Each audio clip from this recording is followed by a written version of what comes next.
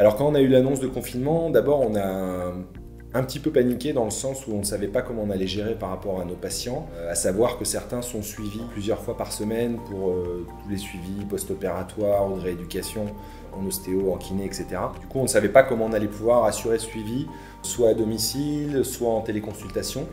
Donc au départ, on a vraiment réfléchi au meilleur système pour s'adapter. On a fait un peu du sur-mesure pour chaque patient.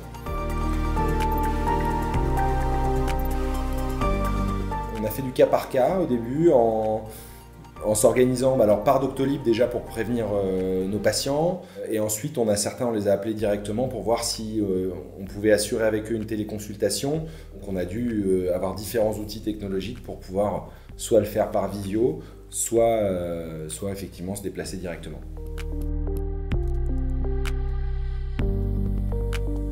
On a d'abord utilisé notre système principal qui est Doctolib, qui est commun à tous les prestataires du centre, enfin tous les intervenants et les indépendants, par lequel on envoyait un message groupé à nos patients, comme quoi le centre, on avait pris la décision d'une fermeture complète et qu'évidemment pour les cas d'urgence, on ferait du cas par cas, qu'on ferait éventuellement ponctuellement se déplacer au centre ou nous-mêmes se déplaçant à domicile. On a utilisé plusieurs outils, notamment les réseaux sociaux.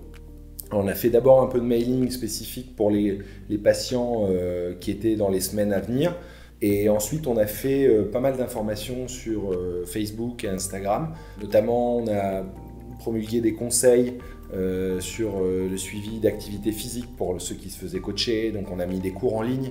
On a mis également des conseils, soit nutritionnels, conseils d'exercice, l'exposition au soleil, etc.